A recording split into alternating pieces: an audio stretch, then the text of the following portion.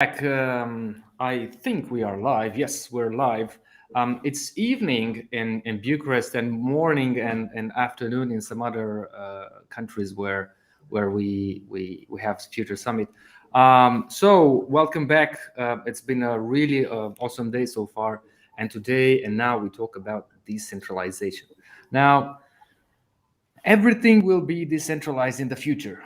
I agree or disagree with us. The future is to some extent about decentralization, from finance to games and from trust to social relations. Centralization seems to be losing power, if you like.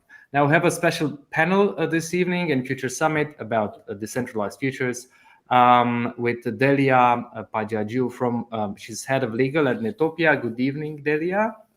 Hi, everyone. Nice to be here. Ovidiu Toma, he's leading CryptoData in Romania, and I'd say not only, also in space. Hello, guys. I'm Ovidiu from CryptoData. Good to see you. Thanks for inviting me here. Great to have you with us. Stephan, Gergely, head of blockchain department at Zitec. Good evening. And Adrian Stratulat, he is the executive manager. That sounds really good. At the Romanian Blockchain Association. Good evening. Thank you very much for inviting me. It's a pleasure to be here. So it's a pleasure to also welcome many of our guests and participants from all over the world. We have I see now also somebody from Colombia joining. So all the way from Colombia to Europe and Africa. A really cool day today also at Future Summit. So let me just briefly tell you what happened today in the summit. So we talked about sustainability in the morning, and then introduction to foresight from 11. We had a really special presentation from Liam Young on his newest project called Planet City and the Return of Global Wilderness. We had a talk about the metaverse with Adrian Posteucă. Now we're doing this decentralized futures panel, and from 7:30, Tech for Social Good. With some really great people. Now, what happens tomorrow, you might wonder? Well, we have the second parts of Introduction to Sustainability and Introduction to Foresight. From 12 o'clock, we meet with Linda Zelina from the International Sustainable Finance Center to talk about sustainable investments.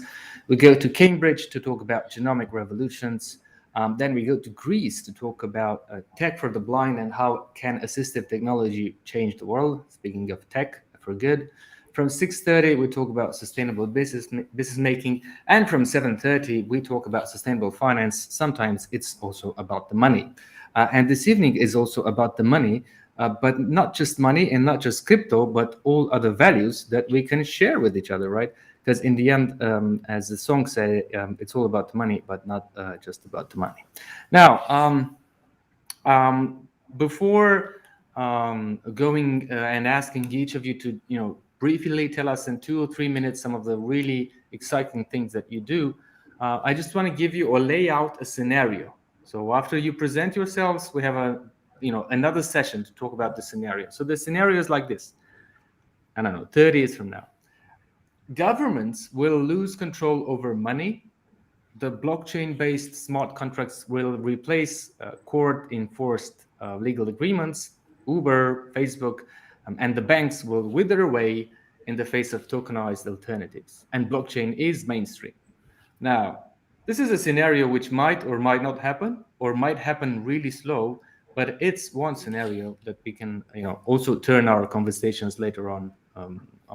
Now, I would start with Delia. We have 2-3 minutes to say what's something that excites us in what we do in decentralization, and then we move on to the conversation. So, Delia, you have the floor.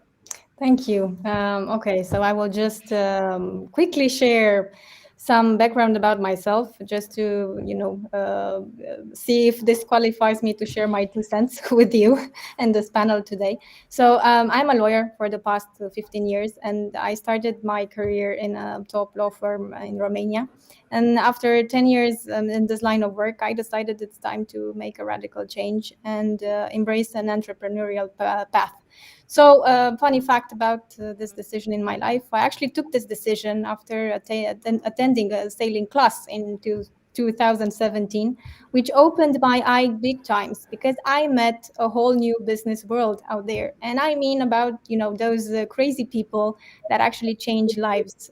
And I talk about entrepreneurs now. So this is how I met the founders of Netopia, the company where I work now. And I learned it was my first interaction with, key concepts, big concepts that we discussed today, like AI, machine learning, cryptocurrencies, blockchain, self-driving cars, and all this, juicy, techie things that we talk about today. And I'm not obviously the most tech person in the room. I'm still the legal person in the room, but this is just a quick intro of how I ended up working here. Now, who is Netopia and what does Netopia do today? And how is this linked with the decentralized future in a way? I'm proud to say that Netopia is a market leader in online payment processing. So if you shop online, and I imagine you did because we just had Black Friday, you most probably met Netopia when you made a card payment transaction. We most likely didn't. Okay. Because we had no idea. All right. Okay, what few people actually know about Netopia is that Netopia is a pioneer in embracing the blockchain technology, and we will for sure discuss about this today. And we are in a constant research about the financial use cases of this technology. So just to give you a quick example of our work so far, we have practically been bridging, the traditional fiat world and crypto world since 2014. We were the first on the Romanian market to integrate cryptocurrency acceptance in online shopping with Bitcoin and Ethereum. And most recently, you probably heard about the partnership with Elrond, with eGold. We have very interesting projects with crowdfunding and tokenizing shares on blockchains. And we're also involved in something that is called fractional investment in tokenized real estate, where we actually practically tokenize properties on blockchain. We are working on introducing cryptocurrency backed loans on the market and, yield farming. So it's a lot of very interesting new things that are going on and that we are researching. And I hope today that, with part of me being a legal person and a part of me working for a tech company that actually actively tries to integrate the blockchain technology in the financial industry, I hope that we can, Cool. Thank you. Yeah. Thanks, Delia. Thanks. So I'm gonna go to Ovidiu and Stefan and Adrian, and let's give it a go with half the time that Delia had, so that we have more time. So Adrian, who are you, and what's the most exciting thing around you in terms of blockchain? Well, I've been in the industry for, I think, 5 years already. And for me, it's been a process of reinventing myself because this is not my background. And obviously, it cannot be anybody's background because it's a very, very new industry. I used to work in the energy field, and I discovered blockchain. I was fascinated by the technology.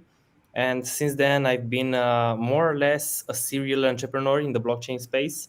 I either co-founded or had managerial positions in 4 big projects in Romania already.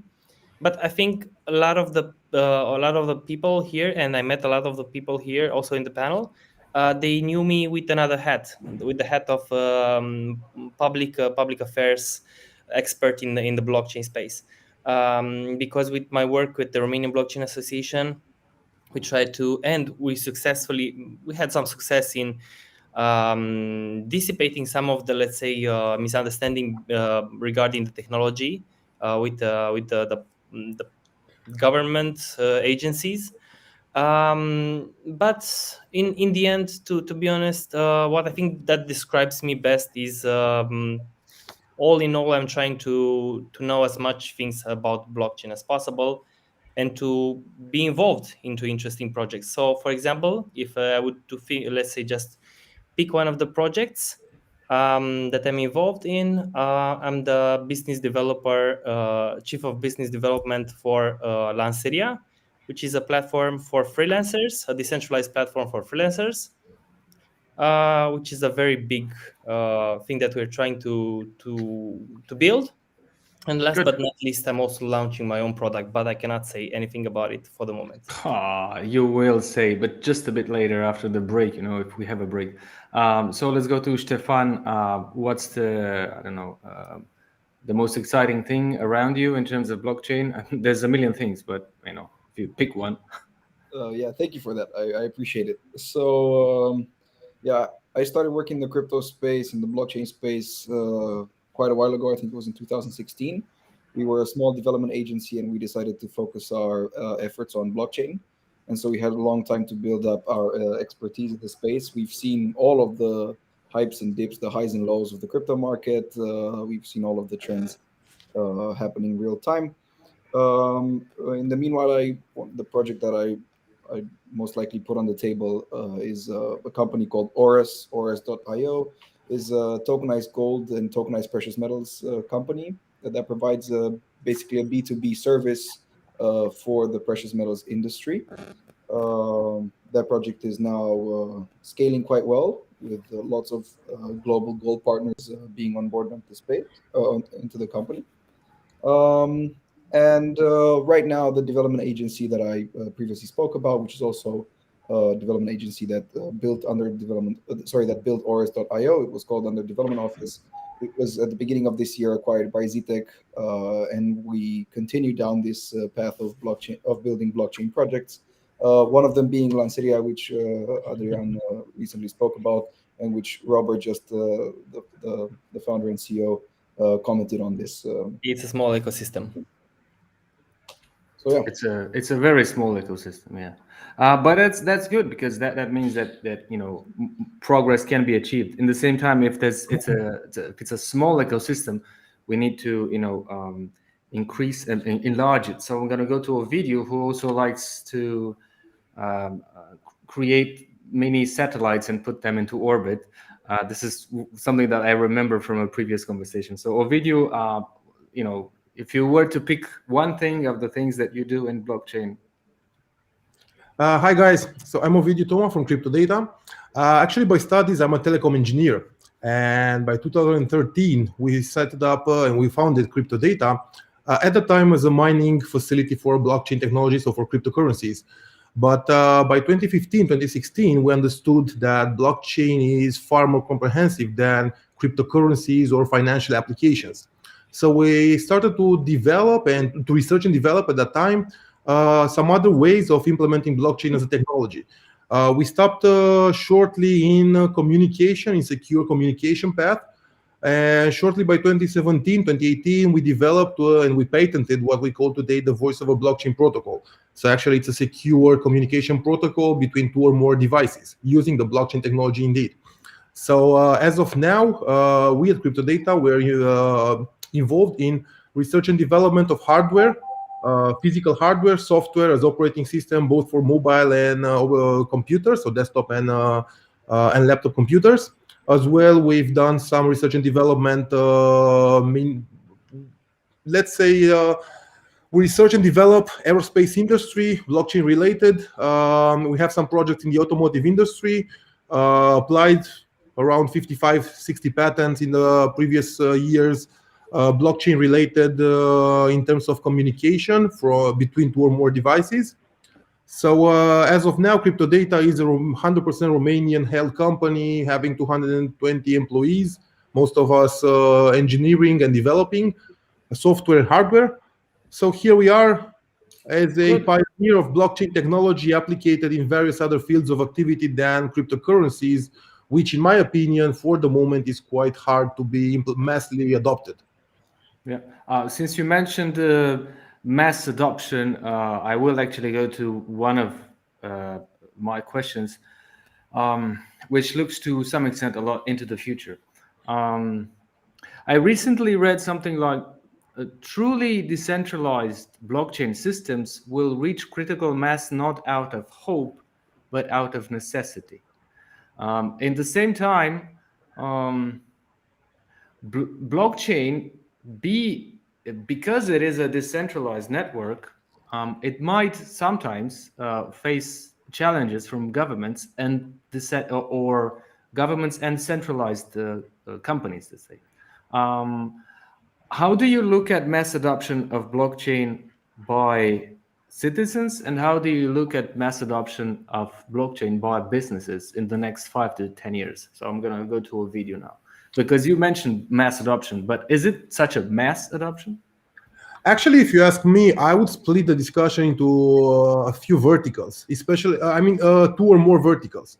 One of the verticals in terms of mass adoption is not exactly blockchain related, is more the cryptocurrency related, because actually mass adoption in blockchain needs to be divided into various fields of activity. In terms of financials, in terms of cryptocurrencies especially, mass adoption will be hard, and it is hard because, first of all, the rule makers, the states, the governments should first understand how technology works, and then define the legal frame actually for compliance, for anti-money laundering. From we all know that in cryptocurrency is the most important, the most complex rules and regulations set is this 5th directive, anti-money laundering, issued by the European Union. So actually transposing the European Union's law in terms of anti-money laundering, in terms of compliance, into a decentralized space, that's quite tricky. It's quite tricky, and in my personal opinion, it will happen, but over the next probably 10 years. When speaking about mass adoption of blockchain as a technology in various other fields of activity, it already happens. And of course, for example, in telecom industry, in the data transfer industry, mass adoption happens by necessity and is not conditioned by the rule makers, or is not conditioned by a set of governing rules and regulations. Because actually, if you are talking about encryption, for example, considering this telecom platform that we're using right now to stream, if it would be blockchain hashed or blockchain signed as a cryptography, there's no need to refer to rules and regulations. We should refer to the need, to the demand, and to the development of the technology. So actually mass adoption happens in blockchain, but in certain fields of activity, especially the financial one, my opinion is it will happen probably in the next 10 years with very small steps. The more the governments understand and the more the rule makers understand how it works and how to comply with it, the more it will happen. But that's a different speed of adoption actually in the financial side. You talked about regulation, so I cannot but go to Delia and ask her a bit about this, because to some extent, when we talk about regulation, it seems that always, or most of the times, at least in the European Union, regulation is quite slow, and when it comes, it has sometimes a negative effect on tech. It not just blockchain in general, but it always happens. I mean, regulation is always going to be slower, especially in a 27 system, 27 states system. So not just in Romania, but at European level also. How do you see, how is regulation looking at blockchain, and how is blockchain looking at regulation, and what are some of the things that you see in the future happening? Okay, so I would start with just a simple clarification. Now we talk about blockchain here, blockchain technology, and how this is the revolution. But just a note on the fact that this is a DLT technology, so distributed ledger technology. Blockchain is actually famous, for being related to cryptocurrency, to Bitcoin. But there are other types of distributed ledger technologies. Now, in terms of how this, from a legal standpoint, will evolve and what's going to happen with it, I can talk together with Adrian, because this is how we also met 2 years ago at within a think tank group that was supposed to create some legislation that will enable to regulate the blockchain technology. Technology happens. It's not going. It's like the World Wide Web. I think I made recently a research about this. it's not going to be put on hold waiting for the legislator to come and pass some legislation. It is happening, and technology is here to stay. A recent example, for example, I have in Romania, and it's also linked to what Ovidiu said more recently about the AML, the Know Your Customer, the anti-money laundering regulations. And it's interesting that 2 years ago, we have adopted a law in Romania, and this is in line with the European legislation, to regulate crypto exchanges, for example, and crypto wallets. And this is supposed to happen by authorized entities, by the Ministry of Finance. And 2 years later, we still don't have actual practical norms, related to this procedure. So, this raises a lot of questions on whether, what about, companies that actually have this activity already? Is this illegal or not? Because we don't have a procedure already. We're not authorized by the authorities. So this is to say that the legal part for sure is challenging, and we have to stay with the mind open and keep an eye on technology and focus on how to make this actually happen, how to help technology simplify our lives and bring progress as soon as possible for all of us. But the truth is, at the end of the day, technology is made by people for people, so we depend on each other to make things happen. Yeah, I think in the same time, technology is made by people for profit. So I'm not saying that what you're saying is not right, but I'm saying that sometimes it's actually more about profit than about creating a change. Now, I have some examples that go through my mind now about decentralization, from insurance companies that automate claims and then underwriting processes with smart contracts, to healthcare companies that speed up clinical testing and drug detection, utilities companies that do energy trading live, real time, open banking, etc., etc.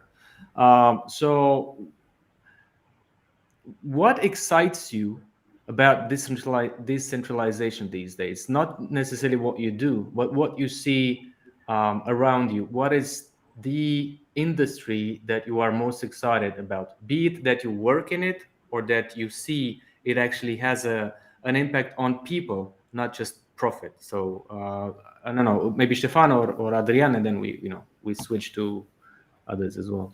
Can I take this one, Stefan? Go right ahead. Great. So there are some areas which are, let's say, very fervent. They're really in almost in a turbulent state. Everything is happening overnight. If you blink it, you miss it. Things are moving very fast. And I would showcase 2 or 3 of those industries. So obviously, the first one that is on everybody's lips nowadays is the NFT market. But beyond the purely collectible aspect, which obviously has a speculative side to it, beyond that, the NFT, what they're actually doing is going to create new models of creating recurring revenues for the artist. It will also shortcut some of the, let's say, more complicated architectures in the industry, in the music and not just music, in music, entertainment, painting. A lot of the arts, they will be revolutionized by NFTs.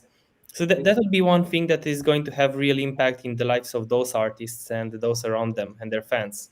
That's for once. I would say also the DeFi, and I just checked it now, the decentralized finance industry. It has a value of over 100 billion USD as we speak. I mean, assets which are locked in value in the industry. And what they're doing is that they're creating more and more products that replace traditional banking. And obviously, you have to wonder yourself at which point you have a critical adoption and people start flocking towards decentralized solutions. And last but not least, I would talk about DAOs, the decentralized autonomous organizations, which I think they're going to have, and they're already doing to some extent, have a major comeback. And the very interesting part about DAOs is that we're not talking about sectorial or positive aspects in one industry, I think they're going to have a systemic impact. At the end of the, let's say, of the road, and where I see DAOs going towards, I think they're going to change the way we do politics. I think they are going to change even the social fiber of our society. Are you really going far with this? Well, so how do you think? So it's coming back to politics, because it's a hot topic in most of the countries around us. You know, Bulgaria, Czech Republic, Romania, but those, you know, others. How do you see blockchain revolutionizing politics? Well, there is a model which is actually being tested and implemented in various parts of the world, which basically states that you can have something like a political party in smart contracts within a DAO. So basically, you have some ground rules of how the consensus is being met, of how you have majority, absolute majority, holographic consensus, and things like that. And once you set those rules and you get the political party, the decentralized political party going, you have something which is close to perfect democracy in the way the ancient Greek saw democracy. And where this is leading, because we also have the advantages of technology that obviously the Greeks didn't have 2,000 years ago, we might be going towards something which is called liquid democracy, which means that we might see in our lifetimes the end of representative democracy and see something more like an app where you can either vote on something which is proposed directly, or you can delegate your vote to somebody which has a reputation and is an expert on a topic. It's like eToro, but with other types of futures, our futures. Yes. Okay, cool.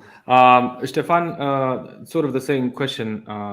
What do you see, changing the world around us that blockchain brings?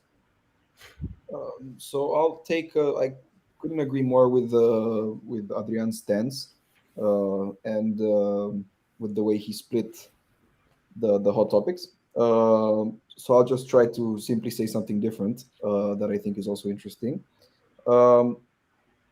Myself, I'm more of a conservative when it comes to my financial philosophies, so to say.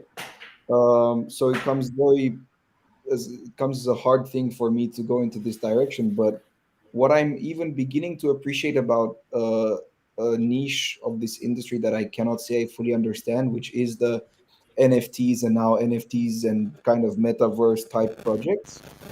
They fascinate me from a let's say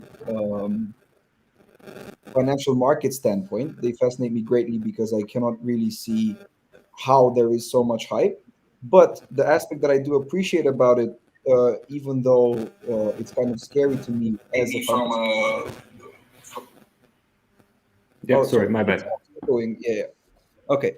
So the aspect that kind of does fascinate me is how a new generation of like even super young people, talk about 13 to upwards, 13 to like 25, have somehow managed to create a world and implicitly an economy of their own in which they can provide value to themselves and amongst themselves, which many people would even such as myself would consider as being potentially scary.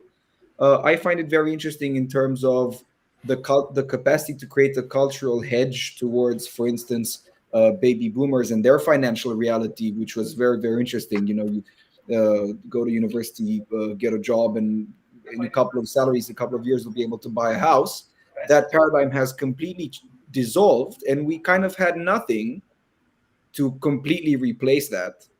So do you think this is one of the things that will replace that paradigm? I mean, this decentralized parallel small economies.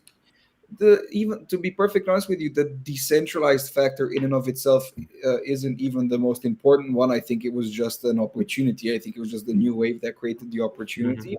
And I'm not sure whether this will replace it, but it sure looks to me like it might have a chance. It might have a chance of being an economy that I think, even though I'm a kind of young person, I don't think I would completely understand. And it would be the sort of thing that we look at like, kids these days. But we would have to respect it from a financial standpoint. As long as the sums of money that move around are real, which obviously right now they're not in their entirety, then we kind of have to tip our hats to that in a certain sense. Yeah. I explained to an older relative of mine what NFTs are, and it was rather difficult to explain. But then I realized it's actually quite easy if you show it. So I showed a video game and I said, and now I can go to, be better if I buy this obviously digital weapon.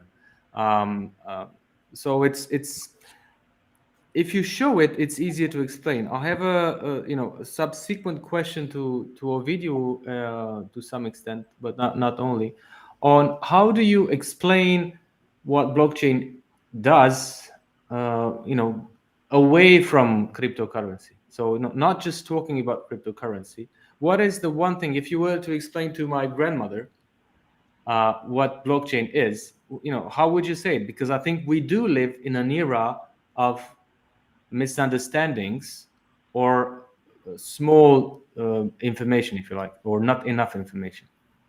Actually, a very, very short explanation of what blockchain is for those non-tech savvy.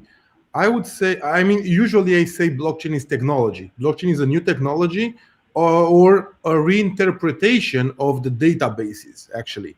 Because in the end of the day, a blockchain is a decentralized kept ledger involving cryptography, of course, for validating the previous block and so on. But of course, you cannot go deep into explaining what blockchain is to your grandma or to my parents. So then every time I say blockchain is a new way of looking at the databases, a new way of holding a database distributedly, or simply said, blockchain is a technology and then cryptocurrency is an application based on this technology. I think this is the easiest way of explaining our grannies what it is. But coming back to the NFT, NFT indeed is an application on the blockchain technology. And I'm one of those old-fashioned guys fighting actually against it, because I don't understand. Yes, for example, finally. If you sell me a painting, okay, the painting behind me, if you sell it to me, we go in the offline world, we sign a contract based on a set of rules and regulations in a certain country. For example, we sign a contract in Romania. The contract actually expresses the will of the parties to transfer the ownership of that painting. And in case we don't find an agreement between us, we can go to the court, and the court is somebody a third party who understands our contract. But in the NFT world, actually, we pretend you sell me something, I pretend I get the ownership of it from you, but it's not recognized by nobody, by no third party. So in case of a dispute, show me the judge or the notary who will settle the dispute between us, because yet I haven't found one. So can I disagree here? Yeah, can we make a small debate? Yeah, go. I would have done Great. So what I think is happening is that we're slowly replacing state recognition with community recognition. And this is not only with NFTs. This is happening across all levels in the blockchain communities. So what is happening is that people which are part of that blockchain on which the said token is sitting, they say, no, I agree with this and I recognize this because I'm part of the same consensus. And if this is the consensus that I adhere to, then also I recognize this particular transaction. So in this sense, we can say that the people which are on the Bitcoin blockchain, the people which are on the Ethereum blockchain, involved in any kind of tokens or involved in any kind of smart contracts, they're like part of a community which is growing, and you do have some recognition for your tokens and for the transfer of ownership. You have the recognition of all the people which are also on the same blockchain.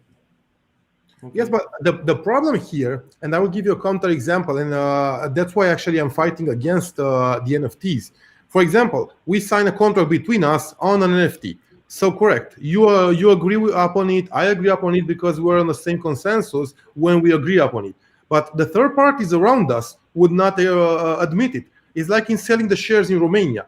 You sell the shares privately. It's actually an understanding between you and me. But unless we publish through a third party, which is the trade registry, it is not imposable to nobody, that agreement between us. And the same happens in the NFTs. And for the moment, as long as the third parties won't take part in the same consensus with us, I'm afraid we're doing parallel transactions that's not valid in the offline world in which we live. Could I jump in here for a sec? I think we should be able to move on to the next subject after I say this thing, because Ovidiu, I used to share your opinion greatly, and I'll just explain what made the switch in my head. Because I'm not necessarily a pro NFT guy. I'm just fascinated about what is currently happening, and I took the last couple of days to dig in slightly deeper into this industry, into the macroeconomical aspects, and see the culture behind it. And it's something that's completely alien to me, but I cannot recognize it doesn't exist. So the way I would conclude the ultimate answer to your question would be in two parts. First of all, what Adrian said is that right now the people that are interested in NFTs and that are selling NFTs literally couldn't care less that a government, or more importantly, a jury or a judge wouldn't find any value behind their transaction. They literally wouldn't care. That's the number one thing. Second of all, by the time they would need to care, it's, to be perfectly honest with you, it's a simple matter of fact. I mean, we're all kind of believers in blockchain technology here, and it's infinitely easier to see how a transaction made on a blockchain, as long as you couple identity to a blockchain at a certain point in time, all of these problems are completely solved. So it's literally just a matter of time and a very small technological advancement to get to the point in which a jury could very easily recognize an NFT piece of art being sold as being a legitimate contract from literally all standpoints. Yeah. You mentioned that we're all believers in this group, let's say. So for the non-believers, or for those that are neutral, what is the riskiest thing about blockchain that you see, Delia, or somebody else, of course, if you want to jump in? If you look at blockchain, what's the riskiest thing, or what's the most problematic thing? Yeah, I'll take the lead here. Just before answering that, what I wanted to, I actually wanted to jump in the previous points mentioned, because we're talking. I feel that we entered into a lot of technical details, and we're somehow deviating from the main point. So, what is, how does blockchain actually enable something, a decentralized future?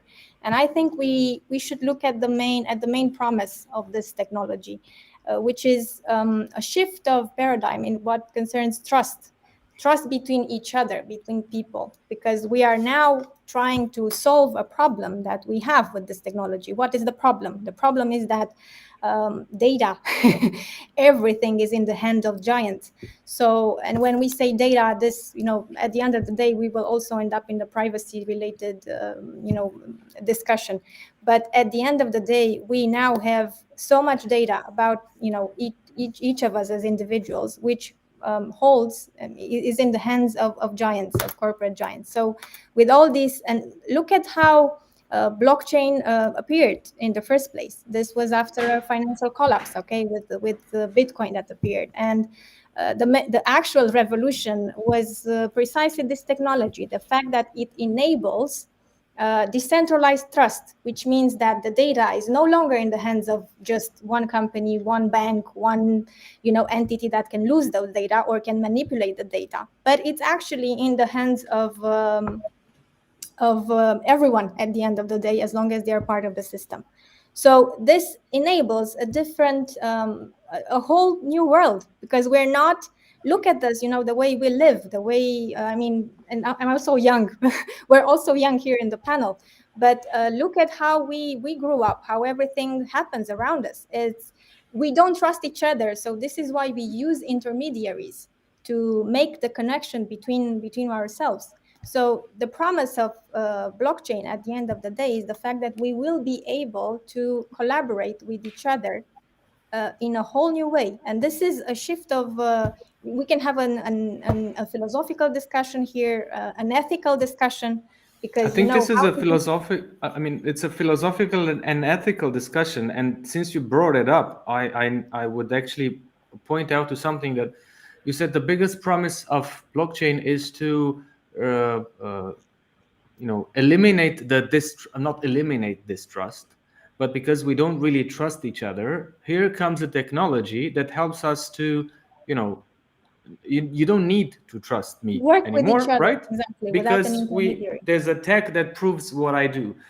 But isn't there a risk here that we're not looking, which is, if I use technology, the only way to gain somebody's trust is to use technology. Would this have any ripple effect on human-to-human relations? Because I'll jump in there with a very quick answer.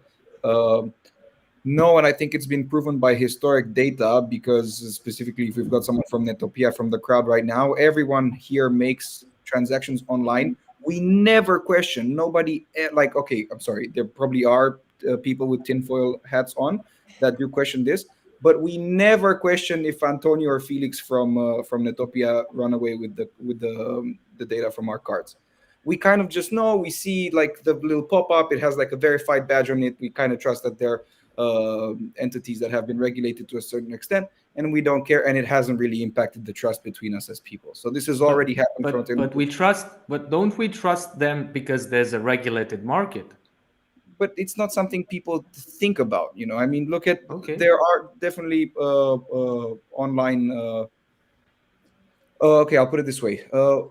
You trust websites kind of in the same extent. If you look at now versus 10 years ago, you trust any website much more, because you somehow feel that the collective community, if a website is a scam, you would have heard about it somewhere, you would have heard about it on the news, you would have seen reviews, because you just have this intrinsic and unquestioned sort of trust towards the internet that should exist, because there are some capitalist factors behind this mechanism that we have of trust. It is based on something, and it hasn't really ruined interhuman relationships at all. If not, it might actually be completely the opposite.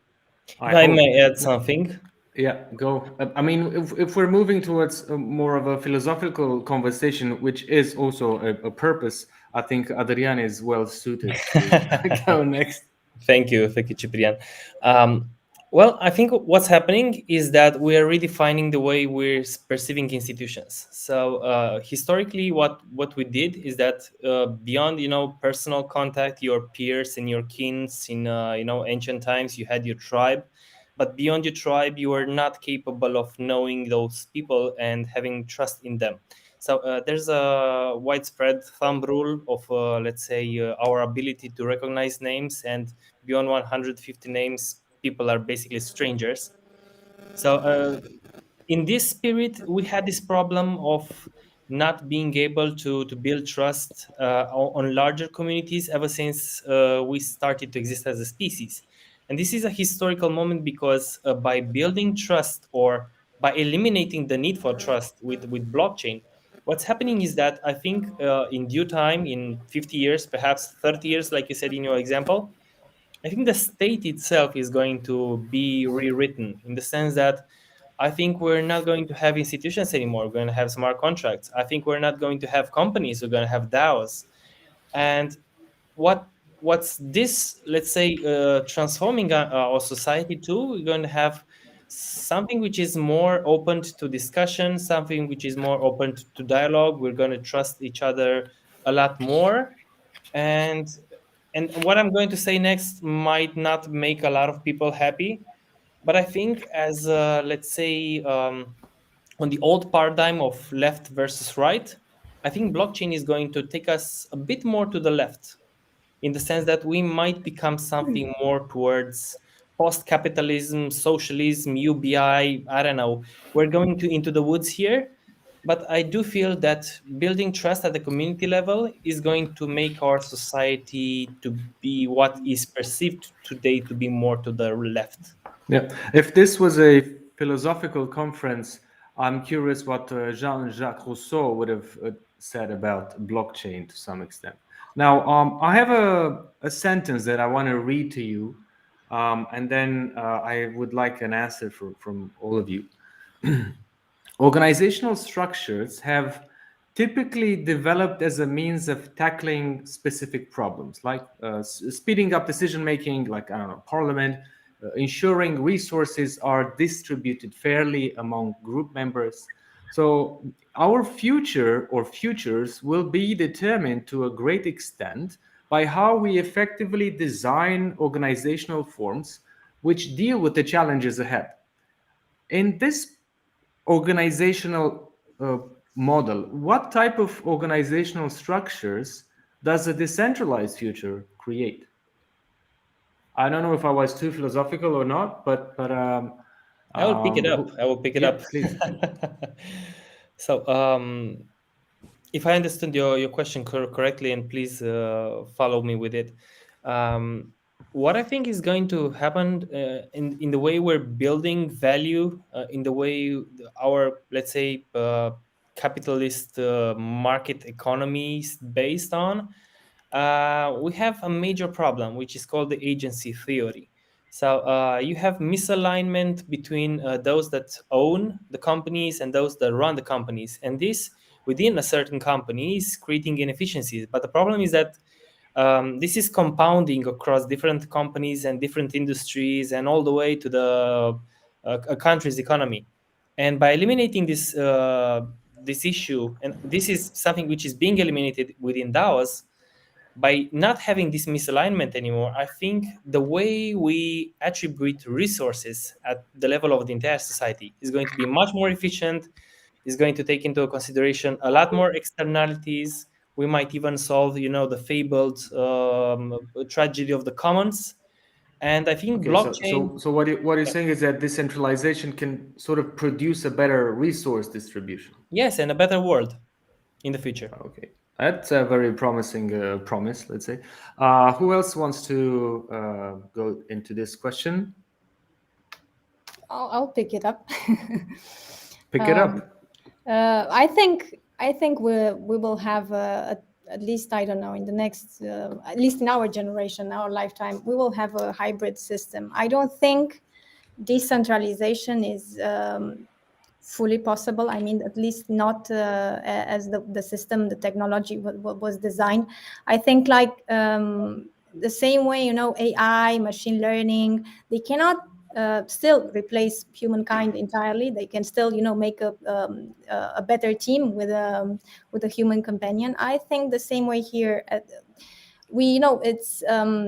It's great to think of a future ahead where we will be able to really connect to each other and trust each other with the help of technology and be fully decentralized. But we still need, we still need the guidelines until we actually make it to the point where we know how to deal with this technology and the revolution breakthrough that it brings. So at least this is my perspective so far. I really like it. I mean, I like both perspectives, but at the same time, I would be interested in an engineerial perspective, because I think Ovidiu will break it into two now. Indeed, actually, I would break it into two or more. But actually, decentralization, it's on everybody's lips and in everybody's thoughts.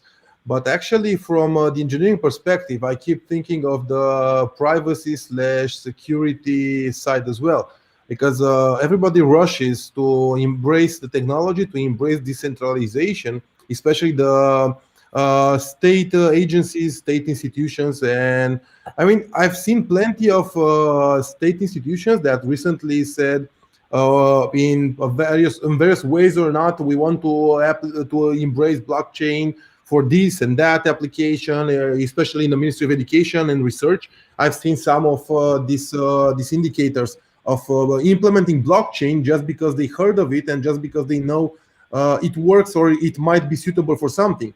But in the end of the day, sometimes I feel it is not properly embraced, or it is not properly paid attention to the technical side of how do we do that? How do we put up blockchain in a, let's say, decentralized ledger for population index, or for voting, or for, I mean, I see quite often people rush to embrace technology without proper knowledge or without proper skills.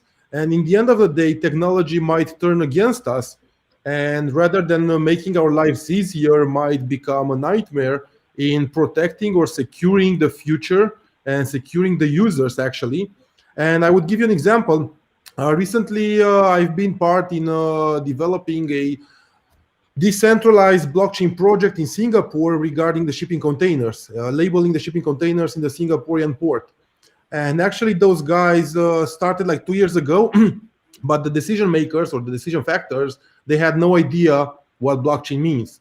So they were fast forward to implement and to be the first state officially to recognize to implement blockchain in a state application, and they failed in a lot of points, from the security point of view till to the users. I mean, teaching the users how to deal with technology, teaching the technicians actually how to implement and bug hunt the technology. It's been a nightmare actually. They got the label of the first state to implement blockchain in a application, in a physical offline application, but actually it never worked. They still issue airway bills for the containers, both on blockchain and a traditional way, just because they cannot rely on blockchain issued ones. I mean, this is the example of how technology can turn against us if we don't research and research properly before we implement, actually. So actually, I'm raising a warning sign in implementing technology is not that easy as it might seem, and in putting up together all technology in transit towards decentralization in accordance to the rules and regulations is for sure not as easy as it sounds. So of course we need to properly train the human resource before embracing technology. Yeah, true. And let's not forget that sometimes the decision makers are not just unaware of what technology can do or not, but they are also not that willing to learn. I would go to Stephan and I think Ovidiu sort of, yeah, he's still here. We have about 3-4 minutes left. Do you remember my initial question, which was about how does blockchain change organizational structures in the future? What do you think about that? So first of all, I agree with what Ovidiu said. It's important to, master the technical aspects of this. Or if you can't, I don't know, maybe hire like an agency who knows what they're doing. I don't know, like this would be yeah. Anyway, leaving that aside. So I think, and I might get hate for this actually.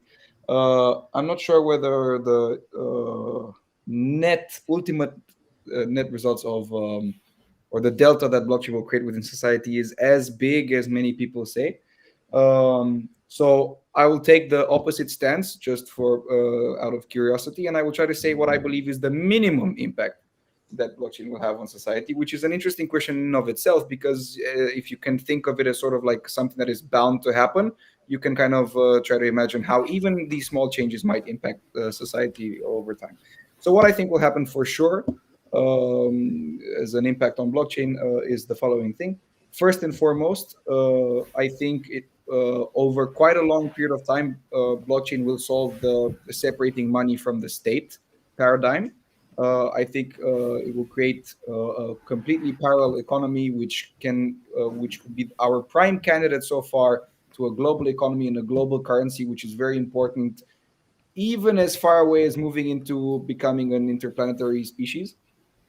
So that might be important, or discovering something along the lines of aliens and having to trade with them and not competing whether do we use my dollar or your euro or some shit like this. So I've taken that very far. But I think that is bound to happen at a certain point in time. And then on the let's say necessarily financial aspect of things, I think once we realize that you don't have to believe the entire crypto hype or blockchain hype to be able to implement quite a simple solution as a sovereign state. So I think once we adopt blockchain for very few aspects of critical infrastructure, which I think are mostly related to identity management, to be able to truly and completely and flawlessly create digital identities that we can actually own and possess, which I think is a very simple and highly important piece of blockchain in the future. I think this will unleash and it will open a very interesting world of being able to create smart contracts amongst ourselves and greatly simplifying the let's say bureaucratic barriers that we've created over the past let's say 10 to 20 years as a society. I think we were able to get rid of these and make the UX of being a human living in the modern world, paying taxes and abiding by the law and getting paid for it and so on and so forth. I really like this UX perspective. I'm sorry I have to rush you, but we will, our time is sort of up. Yes. But I really enjoyed this. I think we're just, getting started. So if you want, we can come back to this conversation in the next weeks. I think what we do need when we talk about the future is actually this type of almost philosophical conversations, but they're not just philosophical. I think we need to understand more about what might happen, because this is another way in which we can understand opportunities, not just for ourselves, but also for our businesses and societies. UX comes down also to ANAF and other types of state interactions. So unfortunately, for those of you that didn't see, Romania drops again on the last place in the DESI, so the Digital Economy Index in Europe. But this is similar to other countries in the region. It's not just Romania, it's other countries as well, like Bulgaria, and not only. But we hope, with your help, with Netopia and Zitec and CryptoData and others, a more digital Romania can, in the future, appear. Thank you very much for taking the time to spend this evening with us. We will close the live now, and we move in at 7:30 with Tech for Social Good. We have Sebastian Cochinescu from Tailpath, Ștefan Iarca from Xvision, Olivia Vereha from Code for Romania, and Radu Moțoc from TechSoup, moderated by Alina Borlacu from the Romanian Business Leaders Association. Thank you very much, Adrian, Ovidiu, Delia, and Stephan. And let's have a wonderful week ahead, but also a wonderful blockchain future. Thank you, guys. Thank you. Thanks for watching. Thanks. Right. Bye.